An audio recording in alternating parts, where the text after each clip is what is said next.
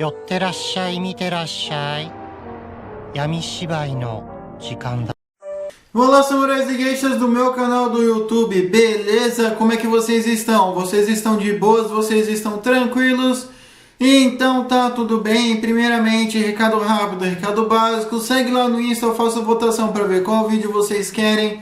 E entre Birmania e Hong Kong, Hong Kong ganhou. Segundo recado, curte a página do canal no Face, eu faço postagens diárias, curiosidades rápidas, coisas que não dá para ficar postando aqui no canal toda hora. E por último, mas não menos importante, eu vou deixar tanto no card quanto na descrição vídeos relacionados aí a revoltas na Ásia como um todo, beleza? E quem puder ver a playlist eu agradeço, e quem puder dar aquele apoio também eu agradeço, beleza? Mas enfim, como vocês estão vendo, né, hoje vou falar de uma revolta que aconteceu em Hong Kong em 1956, ou então, como é popularmente conhecido na China, o incidente 10/10, ou então o incidente 10/10, né? Mas afinal, o que foi o incidente 10/10, o porquê que teve essa revolta, né? E tipo assim, por quê? Por que isso? Por que 10/10? Vamos lá. Bem, obviamente, né, vou dar o contexto primeiro, antes daí da revolta / incidente. Quando os comunistas ganharam a Guerra Civil Chinesa, só tinha um território na China que não pertencia ao Mao Tse Tung em 1950 naquele tempo, que era qual? Exatamente, Hong Kong e Macau, né? Mas Hong Kong aí é o foco aqui do vídeo. E o fato, né, de Hong Kong não ter sido parte da China nesse tempo, deixava a Inglaterra assustada, né? Porque se o Mao Tse Tung decidisse invadir, não ia dar tempo aí, né, dos ingleses acabarem defendendo o Hong Kong. Então, né, isso fez com que gradualmente a Inglaterra aí fosse se aproximando da China comunista, né, e tentando melhorar as relações. Afinal, os ingleses queriam proteger a colônia, né? Talvez não era nem por questão ideológica, e sim por questão ali, tipo, não toque na minha colônia. E então, né, foi tendo vários debates, né, e o que aconteceu é que a China estava falando, olha, devido aí aos muitos refugiados chineses, né, eu acho que já está na hora de dar uma cessada neles, né? E isso seria basicamente meio que tipo tirar as bandeiras aí nacionalistas, a bandeira do Kuomintang, né? Pois esses refugiados, né, estavam levando aí as bandeiras, estavam colocando nas janelas dos apartamentos, estavam colocando nas casas. E convenhamos, tá? Nenhuma dessas casas ou apartamentos ficavam de vista aí para a fronteira para a China, e nem sequer dava para ver alguma coisa de dentro da China para Hong Kong, né? Mas deixando esse contexto aí, né? Então a Inglaterra foi tendo um debate interno e falou assim, não, beleza, vamos fazer isso aí, vamos melhorar as relações, estamos juntos. E então, né, no dia 10 de outubro de 1956, às 9 horas da manhã, né, os funcionários do edifício Lei Shen, eles basicamente chegaram ali para os moradores e falaram assim, olha gente, vamos tirar essa bandeira aí do Kuomintang, vamos tirar aí do apartamento, porque o governo não quer mais e é isso. Os chineses, né, inconformados, eles, opa, pera aí, o que está acontecendo? Né, começou a discussão aqui e ali, um aglomerado, né, beleza. Os funcionários aí contornaram a situação, passaram o problema ali para a administração ali dos prédios aí, né. Aí os chineses foram lá e tal, começaram a discutir, os malucos começaram a discutir tudo, já sei, vamos chamar a polícia. Aí vocês devem estar pensando, não, beleza, né? Chamou a polícia, já era. Só que a polícia era uma polícia, não tinha mais que uma viatura. No máximo aí podia ter 2 policiais, um era o motorista e o outro descia ali para ver qual era a ocorrência. E tinham 2.000 manifestantes, né? 2.000 moradores extremamente putos, né? Até que às 2 horas da tarde começou a trocação de soco, né? Quando um dos moradores começou a deitar o maluco, o cara da administração do prédio na porrada. Aí a polícia foi tentar intervir, né? E começou a pancadaria pro lado da polícia também. Os chineses pegaram, começaram a bater no policial, jogar pedra no policial, jogar pedra na viatura, jogar tijolo ali, né, no vidro. Até que, beleza, né, a polícia se afastou, pediu reforço, chegou 300 policiais, né, tacaram gás lacrimogêneo aí nos 2.000 chineses. Ok, deu uma dispersada, deu uma cessada. Só que, obviamente, né, isso ficou extremamente falado ali ao redor ali do edifício no momento. E os chineses comunistas também, que fugiram para Hong Kong durante a Guerra Civil Chinesa, quando o Kuomintang estava por lá, pensou, pô, por que eu não vou comprar essa briga também, pô? Viva a independência, viva a China, viva Mao Tse Tung, né? Então, às 8 horas da noite, os chineses comunistas voltaram aí também a provocar a polícia, tacando pedra, tombando carro e queimando e fazendo protesto. E nesse momento o pessoal ali do Kuomintang viu meio que um sentimento nacionalista, anticolonialista, anti-britânico, né?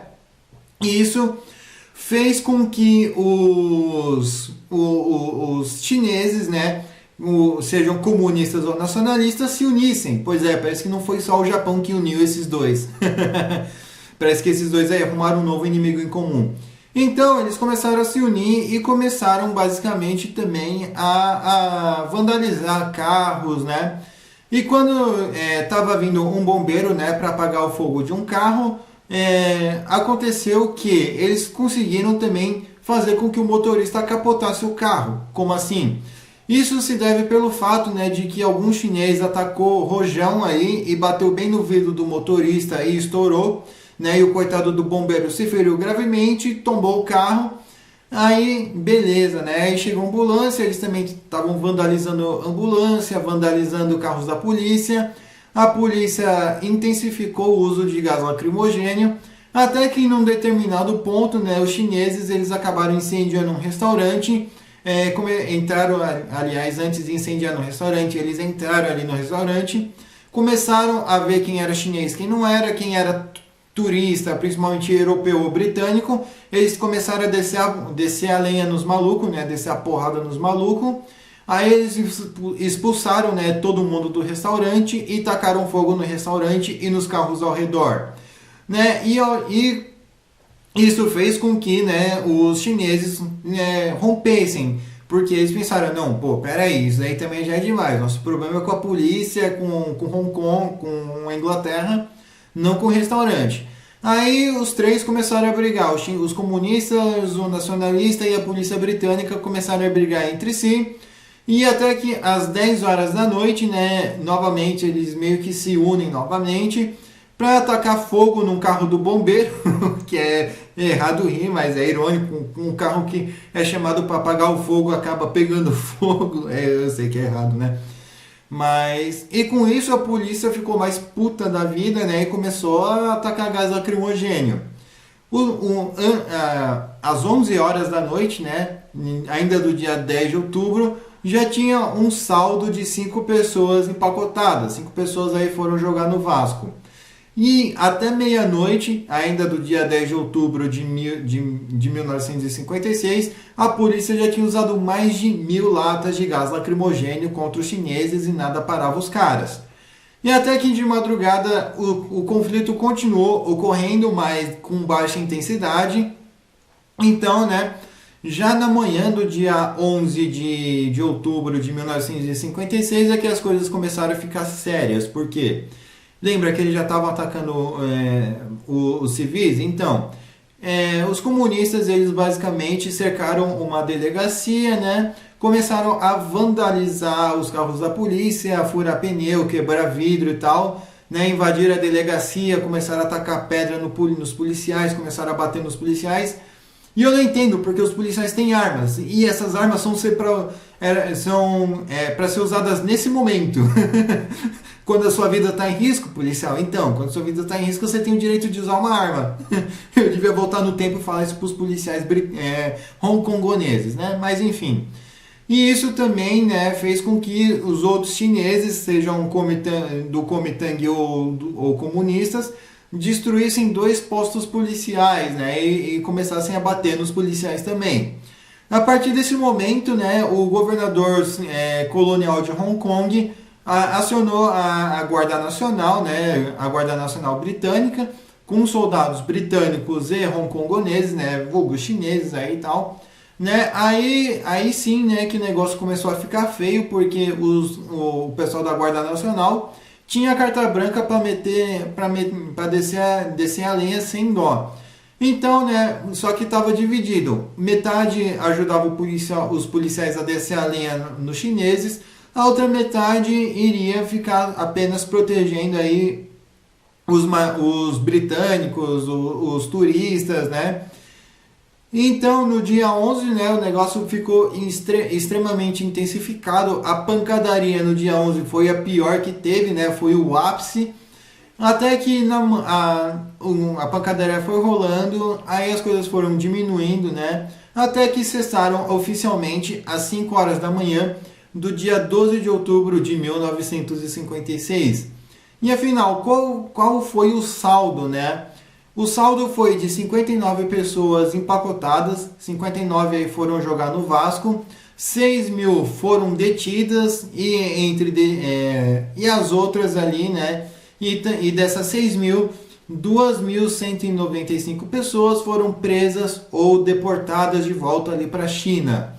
E não só isso, né, mas também como aconteceu problemas legais, jurídicos com a Inglaterra. O porquê?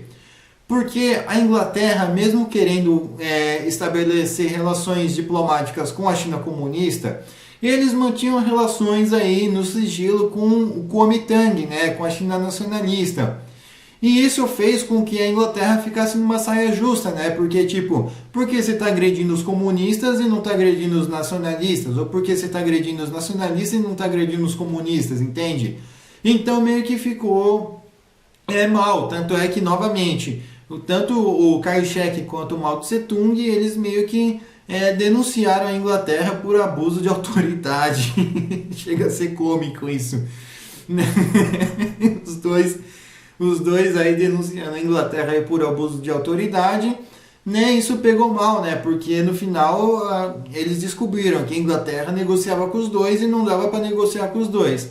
Porém, eventualmente a Inglaterra foi deixando de negociar aí com os nacionalistas, né? Com o Kuomintang e foi né, apenas negociando com a China comunista.